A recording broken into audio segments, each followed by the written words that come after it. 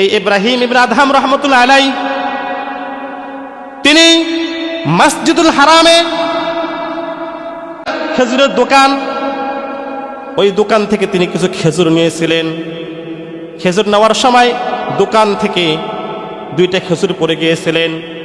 ওই 2টা খেজুর নিজের মনে করে তিনি খেজুর 2টা খেয়ে ফেলেছে। ইব্রাহিম ইবনে আদহাম রহমতুল্লাহ আলাইহি তিনি মসজিদুল আকসায় চলে গিয়েছেন। মসজিদুল আকসায় যে তিনি রাত্রিবেলা ইবাদত বন্দেগী করতেছে, এমনই সময় 2জন ফেরেশতা আসছে।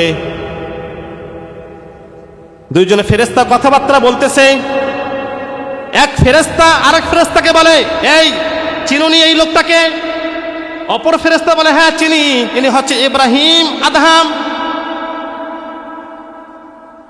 যার ইবাদত আল্লাহ তাআলা 3 মাস যাবত আসমানে উঠায় নাই।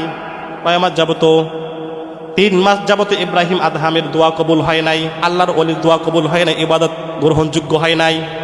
ইব্রাহিম আদহাম এই কথাগুলো শুনতেছে, ফেরেশতার কথা। বলতে পারেন হুজুর, ফেরেশতাদের কথা আবার শোনা যায় নাকি? হ্যাঁ শোনা যায়, কিন্তু কানটা হইতে হবে সেই রকম কান। আমাদের কান দ্বারা ফেরেশতাদের কথা শোনা যাবে না। কানটা যদি হয় গুনাহমুক্ত, যেই কানের দ্বারা গান বাজনা শোনে নাই, যেই কানের দ্বারা গীবত শিকায়াত শোনে নাই, কান দ্বারা শুধু আল্লাহর জিকির শুনছে, ওই কান দ্বারা ফেরেশতাদের কথাও শোনা যায়। ইব্রাহিম আদহাম রহমতুল্লাহ আলাইহি ফেরেশতাদের কথা শুনতেছে যে এই লোকটা তো ওই লোক যেই লোকের ইবাদত আল্লাহ তাআলা 2 মাস যাবত আসমানে উঠায় নাই। এই কথা শুনে ইব্রাহিম আদহামের পেরেশানি উঠে গিয়েছে। সর্বনাশ সর্বনাশ, আমি কি করে ফেললাম যার কারণে আমার ইবাদত আল্লাহ কবুল করতেছে না। এবার অপর ফেরেশতা বলতেছে, ওই যে ইব্রাহিম আদহাম মসজিদুল হারামে খেজুরের দোকান ছিল, ওই দোকান থেকে 2টা খেজুর পড়ে গিয়েছিল, ওই খেজুর 2টা নিজের মনে করে সে খেয়ে ফেলেছে, হারাম খাইছে, যার কারণে তার ইবাদত 2 মাস যাবত আল্লাহ তাআলার আসমানে ওঠে না। নিজের মনে করে খেজুর খাইছে, চুরি করে খায় নাই বা জোর করে নেয় নাই। আমরা তো এমন আছি, যদি হাটে যাই, বড়াই বিক্রি করতেছে, গরিব লোক, বড়াই নেবো 1 কেজি, কয়বার দিয়ে বাঁচতে 1 কেজি হয়েছে। হওয়ার পরে বড়াই নেওয়ার আগে তো একটা খাইছি, যখন বড়াই নেওয়া শেষ, দোকানদার পলিথিনে ভরতেছে, দোকানদারকে না বলে একটা বড়াই নিয়ে খেয়ে ফেললাম। তো অন্যায়ভাবে কারো জিনিস ভক্ষণ করলাম, কি কবুল করবে? কথা বলেন, কবুল করবে? আল্লাহর ওলি অনিচ্ছাকৃতভাবে 2টা খেজুর নিজের মনে করে খাইছে। এই 2টা খেজুর খাওয়ার কারণে 2 মাস যাবত তার ইবাদত আল্লাহ তাআলার আসমানেই ওঠে নাই, আসমানে আটক হয়ে আছে, ঝুলন্ত আছে। দেখেন, এই কথা যখন ইব্রাহিম আদহাম শুনতে পারছে, পেরেশান হয়ে গিয়েছে, পেরেশান। হায় রে হায়, আমার ইবাদত আল্লাহ কবুল করে না। নামাজ কাজা হইলে আমাদের পেরেশানি হয় না, কোরআন যদি তেলাওয়াত মিস হয়ে যায় আমাদের পেরেশানি হয় না। কখন পেরেশানি হয়? যখন টাকা হারায়, যখন বাড়ির মধ্যে আগুন লাগে, ব্যবসায় যখন লস হয়ে যায়, বাড়ির মধ্যে যদি কেউ অসুস্থ হয়ে যায়, আমরা পেরেশানিতে পড়ে যাই। কিন্তু আল্লাহর ওলি ইবাদত কবুল হয় না, 2 মাস যাবত আসমানে ইবাদত ওঠে না, আল্লাহ গ্রহণ করে না। এই জন্য তার পেরেশানি উঠে গিয়েছে। কাঁদতে তিনি বেহুশ হয়ে গিয়েছে। এক পর্যায়ে তিনি মসজিদুল আকসা থেকে তিনি রওনা হয়েছে মসজিদুল হারামে। 2 মাসের পথ। কয় মাসের পথ? 2 মাসের পথ। ওই সময়ের মধ্যে কোনো যানবাহন ছিল না, হেঁটে হেঁটে চলে গিয়েছে, দীর্ঘ পথ পাড়ি দিয়ে চলে গিয়েছে মসজিদুল হারামে। মসজিদুল হারামে গিয়ে দেখে খেজুরের দোকান আছে, কিন্তু খেজুরের দোকানে ওই লোকটা নাই যার কাছ থেকে সে খেজুর নিয়েছিল। ইব্রাহিম আদহাম রহমতুল্লাহ আলাইহি আস্তে আস্তে করে ওই দোকানে গেলেন।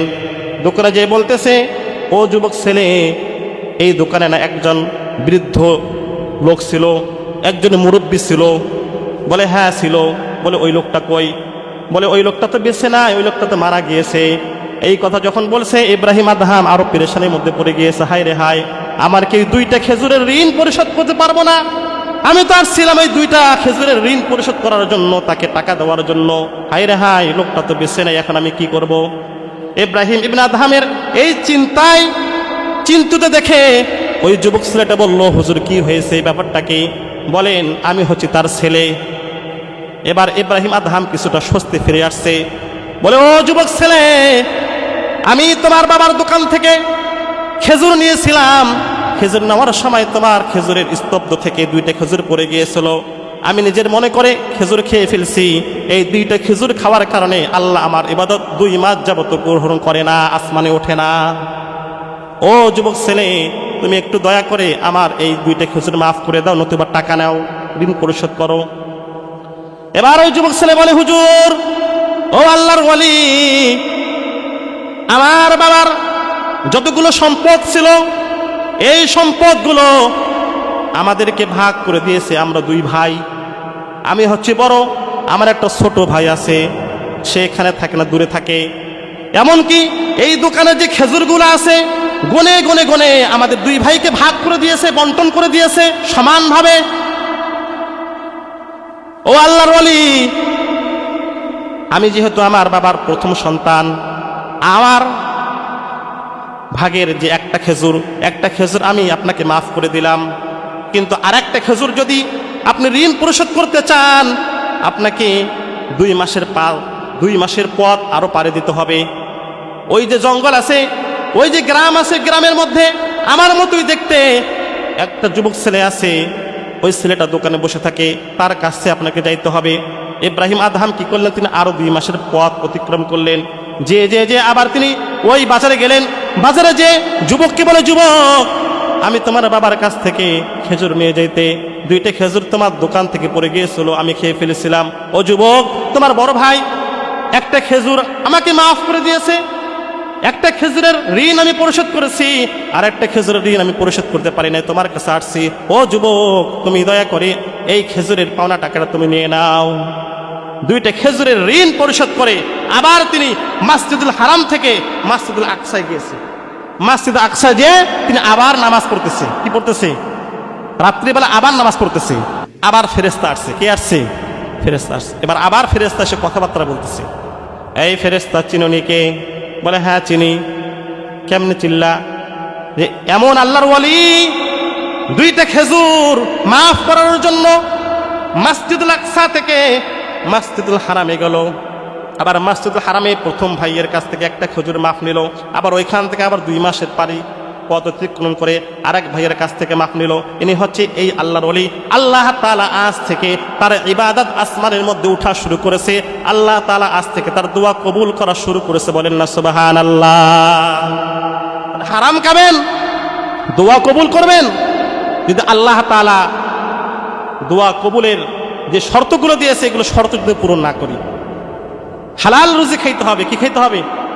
হালাল রুজি খাইতে হবে, তাহলে আল্লাহ তাআলা দোয়া কবুল করবে। যদি হালাল রুজি না খায়, আল্লাহ তাআলা দোয়া কবুল করবে